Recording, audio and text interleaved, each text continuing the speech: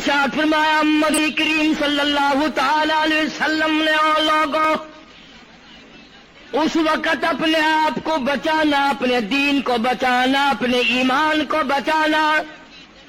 لوگ اتنے بگڑ جائیں گے، لوگ اتنے برباد ہو جائیں گے، لوگ اتنے تباہ ہو جائیں گے.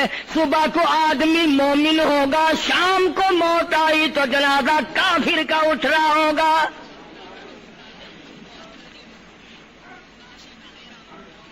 ارشاد فرمایا محمد عربی صلی اللہ تعالی علیہ وسلم نے او لوگوں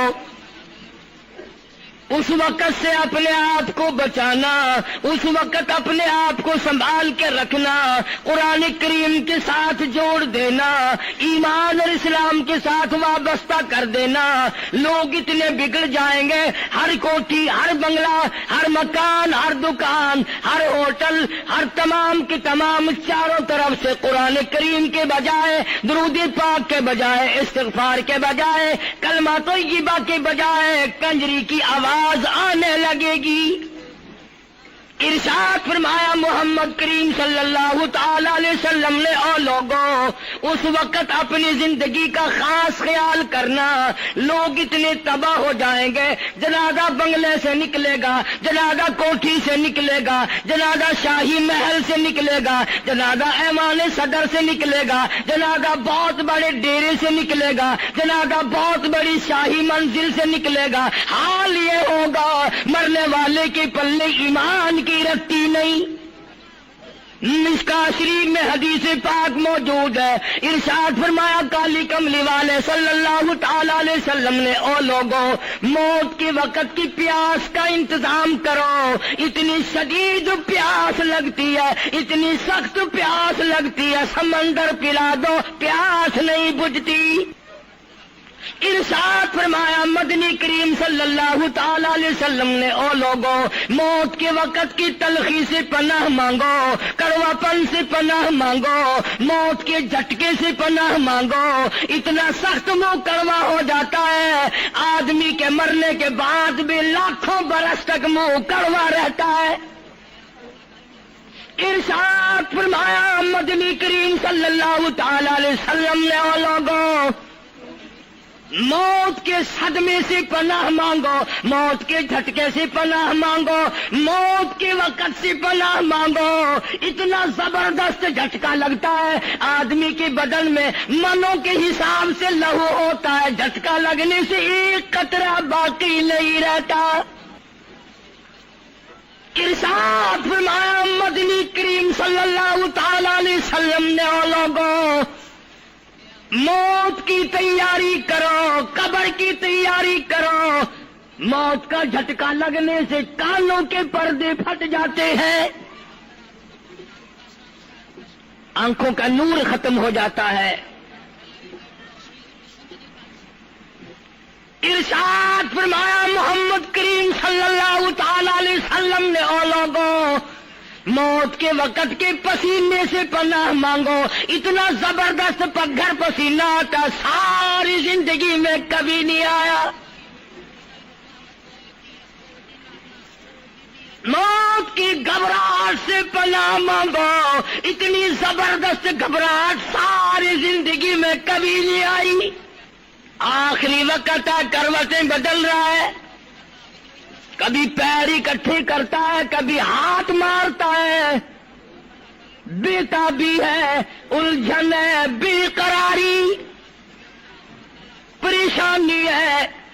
آخری وقت ہے.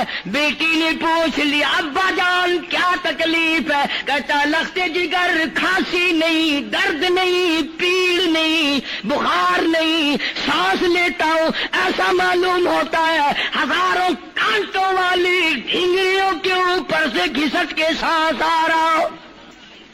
کلو نفس ذائقۃ الموت،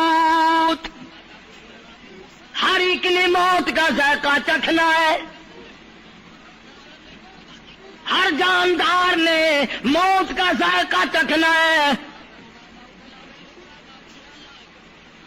صحابہ کرام نے سوال کر دیا جناب محمد عربی صلی اللہ تعالی علیہ وسلم سے کالی کملی والے آدمی کی جان کیسے نکلتی ہے؟ فرمایا ریشمین کپڑا لے لو، خاردار جھاڑ پہ ڈال دو، پلہ پکڑ کے کھینچ لو، جیسے وہ تار تار ہو جاتا ہے آدمی کی یوں رگوں کو توڑ کے رکھ دیا جاتا ہے۔ حدیث پاک میں آتا ہے کہ فرشتہ رگوں میں غوطہ مار مار کر گھسیٹ گھسیٹ کر روح کو گھسیٹ کے لاتا ہے۔ والنازعات غرقا، قسم ہے ان فرشتوں کی جو روح کو رگوں میں سے غوطہ مار مار کر گھسیٹ کر لاتے ہیں۔ آج میری تیری کیا مجال ہے، کیا جرت ہے؟ کبھی سوچا بھی ہے کہ ایسا بھی وقت آنے والا ہے، نہ جانے گھر میں موت آئے گی، نہ جانے آپریشن روم میں آئے گی، نہ جانے ٹیکا لگتے ہوئے آئے گی، گولی کھاتے ہوئے آئے گی، یا سڑک پہ ایکسیڈنٹ میں موت آئے گی، کوئی نہیں جانتا، درود پاک پڑھتے ہوئے موت آئے گی، یا کنجری کا گانا گاتے ہوئے موت آئے گی۔ اس لیے مجذوب کہتا 2 دن کی زندگی پہ نہ اتنا اچھل کے چل، 2 دن کی زندگی پہ نہ اتنا اچھل کے چل، یہ راستہ ہی چل چلاؤ کا ہے، ذرا سنبھل کے چل۔ ہزاروں تیرے جیسے آئے، جب جانے لگے تو کوئی دنیا میں اندھیرا نہیں ہوا۔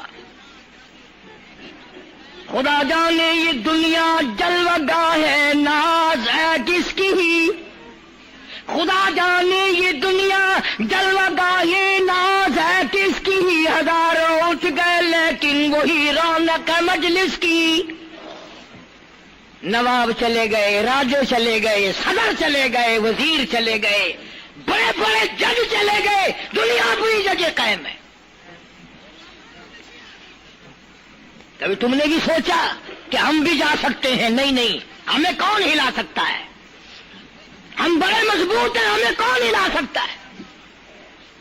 افسروں کو دیکھو، ان کی کھوپڑی بگڑی ہوئی، ملازمین کو دیکھو وہ خدا کے قرآن کے باغی، ذمہ داروں کو دیکھو وہ محمد مصطفیٰ کے دین کے باغی۔ ہم پیروں فقیروں مولویوں کو دیکھو، بہانے بنا بنا کر کے دین کا ستہ ناش کر رہے ہیں۔ تمام اعمال خدا کے سامنے، اس نے بڑوں بڑوں کو رگڑ دیا، تمہاری میری کیا ہستی ہے؟ کروڑوں کے مربوں کے مالک دنیا سے چلے گئے۔ لاہور انارکلی میں چلے جاؤ، قطب الدین ایبک کی قبر پہ جا کے دیکھو، جس کا ایک حکم ملتے ہی در خیبر سے چاٹا گام کی پہاڑیوں تک لرزہ مچ جاتا تھا۔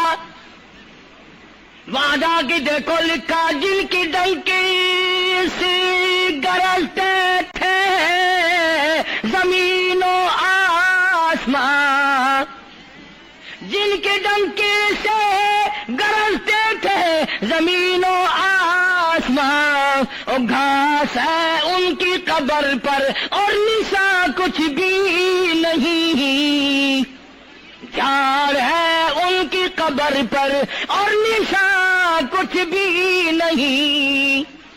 بادشاہوں کی قبروں پہ جھاڑ کھڑے ہیں، بڑی بڑی رانیوں کی قبروں پہ جھاڑ کھڑے ہیں، بڑی بڑی ملکاؤں کی قبروں پہ درخت کھڑے ہیں، بڑی بڑی حسین آنکھوں کو کیڑوں نے کھا کے ختم کر دیا، ایسے ایسے لب سرخ باریک پتلے لب کیڑوں نے کھا کے مکا دیے۔ اسی لیے قرآن کریم للکار کے کہتا ہے، فرمایا وَنُفِخَ فِي الصُّورِ فَإِذَا هُم مِّنَ الْأَجْدَاثِ إِلَىٰ رَبِّهِمْ يَنسِلُونَ۔ جب قیامت کا سور پھونکا جائے گا، ہر آدمی اپنی قبر سے نکلے گا، کہیں گے قالوا یا ویلنا من بعثنا من مرقدنا هذا ما وعد الرحمن وصدق المرسلون۔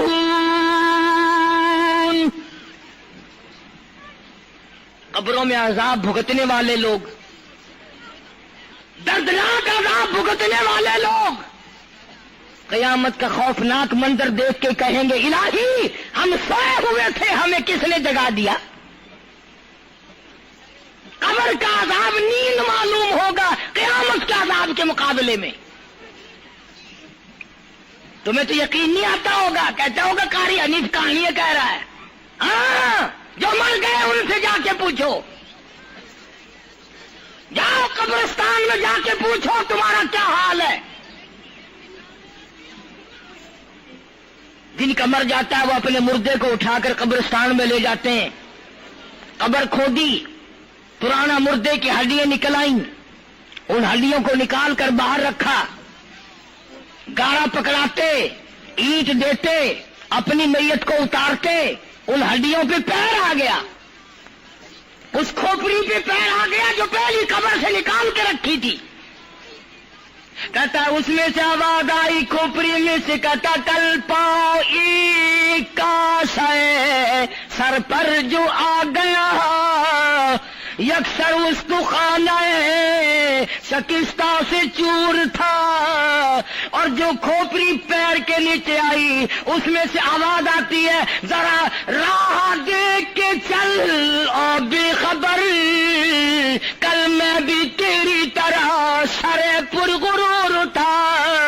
اور پیر کے نیچے چور چور کر دینے والے کل اس کھوپڑی پہ بڑے اچھے اچھے دوپٹے اوڑے جاتے تھے، عطر کی مالش کی جاتی تھی، ہار ڈالے جاتے تھے. آج تیرے پیر کے نیچے آ کر میں چور چور ہو گیا ہوں، کل کو کسی کے پیر کے نیچے تو یوں ہی چور چور ہو جائے گا. میری تیری کیا ہستی کیا مجال. امام الانبیاء محبوب کبریا حضرت محمد مصطفیٰ صلی اللہ تعالی علیہ وسلم کی ذات اقدس ہے، مدینہ پاک ہے، آخری وقت ہے. جناب عائشہ صدیقہ رضی اللہ تعالیٰ عنہ فرماتی ہیں میرا جگر پھٹنے لگا جب میں نے حضور کو پسینے آتے دیکھے. میں نے حضرت کے چہرے پہ گھبراہٹ دیکھی اور آپ نے فرمایا عائشہ ٹھنڈے پانی کا پیالہ تو لا. میں دوڑی، ٹھنڈے پانی کا پیالہ لے آئی، اشارہ فرمایا یہاں رکھ دے. میں نے رکھ دیا. فرماتی یہاں دو گی میری پریشانی کی رحمت والا ہاتھ اس پیالے میں بھگو بھگو کر چہرے انور پہ ملنا شروع فرما دیا، چھینٹے مارنے شروع فرمائے. میں نے عرض کیا میرے آقا کیا ہوا؟ فرمایا عائشہ موت بڑی گھبراہٹ والی ہے. جناب عائشہ صدیقہ رضی اللہ تعالیٰ عنہ فرماتی ہیں میں قریب بیٹھی تھی، فاطمہ الزہرا رضی اللہ تعالیٰ عنہ بھی قریب بیٹھی تھی. کسی نے دروازے پہ دستک دی، حل ادخلوک فی البیت، کیا میں گھر میں داخل ہو سکتا ہوں؟ مجھے گھر میں آنے کی اجازت ہے؟ جناب فاطمہ الزہرا رضی اللہ تعالیٰ عنہ جو پریشان بیٹھی تھی فرمانے لگی وہ دیہاتی گوار کہیں کے میرے ابا بے ہوش ہے، تجھے اجازتوں کی پڑی ہے. سرکار کو تھوڑا سا ہوش آیا، فرمایا لخت جگر کسے بے ہوش کہتی ہو، کسے دیہاتی کہتی ہو، کسے گمار کہتی ہو؟ یہ تو وہ ہیں جو بچوں کو یتیم بنا دیں، یہ تو وہ ہیں جو دلہن کا سہاگ اجاڑ دے، یہ تو وہ ہیں جنہوں نے کوٹھیوں کو ویران کر دیا، بنگلوں کو ویران کر دیا، ملکوں کو ویران کر دیا. یہ تو تیرے ابا کا مقام ہے جو اجازت مانگی جا رہی ہے. لے آئے، اللہ پاک نے سلام بھیجا ہے، آپ کو بلایا ہے، میں تیار ہوں. روح مبارک قبض کرنے لگے، گھٹنوں کے قریب پہنچے. سرکار نے فرمایا او اسرائیل مجھے تکلیف ہو رہی ہے. فرمایا میری کیا مجال ہے؟ عرض کیا آقا میری کیا مجال ہے آپ کو تکلیف دوں؟ میری کیا جرت ہے میں آپ کو تکلیف پہنچاؤں؟ فرمایا تو تکلیف پہنچا نہیں رہا اور مجھے اتنی تکلیف ہو رہی ہے کہ ساری زندگی میں کبھی نہیں ہوئی. آج میری ایک تمنا ہے، میری ایک آرزو ہے، میری ایک حسرت ہے، میرے دل کا ایک جذبہ تو مجھے تکلیف نہیں دے رہا، اور مجھے اتنی تکلیف ہے ساری زندگی میں کبھی نہیں ہوئی۔ امت کے جن لوگوں کا دکھ دے گا ان کا کیا حال بنے گا؟ میری تمنا ہے ساری امت کو جو دکھ دینے ہے وہ آج میں محمد رسول اللہ کی چھاتی پہ ختم کر لے، وہ ساری تکلیف مجھے پہنچا لے۔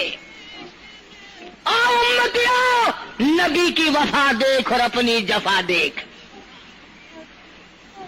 تجھے اس نبی کی شکل سے پیار نہیں، تجھے اس نبی کی نورانی داڑھی سے پیار نہیں، تجھے اس نبی کے لباس سے پیار نہیں۔ جناب عائشہ صدیقہ رضی اللہ تعالیٰ عنہا فرماتی ہیں آواز پست ہوتی چلی گئی، ہمارا جگر پھٹتا چلا گیا، بالکل آواز بند ہو گئی، لب حرکت کرتے تھے۔ میں نے کان لگایا تو یہ آواز تھی، ربی حبلی امتی، ربی حبلی امتی، مولا میری امت کو معاف کر دے، مولا میری امت کو معاف کر دے۔ امت کا حال تو دیکھو، نمازوں کی پرواہ نہیں، روزے کی پرواہ نہیں، قرآن مجید کی پرواہ نہیں، محمد عربی صلی اللہ علیہ وسلم کے لائے ہوئے دین کی پرواہ نہیں۔ ان بچوں کو تو نہیں دمکا سکتا کوئی بھی۔ کیا کر رہا ہوں کہ آپ اور میں کب وہ وقت آئے گا اور کب ہم سوچیں گے کہ ہماری زندگی کے لمحات آ کر ختم ہو جانے والے ہیں۔ ایک دن بہت آ کر یہ سارا کھیل بگاڑ دے گی۔ اسی کو مجذوب کرتا کہ آنے والی کس ٹالی جائے گی، اور جان ٹھہری جانے والی جائے گی، روح رگ رگ سے نکالی جائے گی، تجھ پہ ایک دن خاک ڈالی جائے گی۔ ہزاروں من مٹی کے نیچے تجھے جانا پڑے گا، تیرا سوٹ، تیرے لباس، تیری یہ چاٹ چوٹ اور یہ ٹیپ ٹاپ ساری ختم کر دی جائے گی۔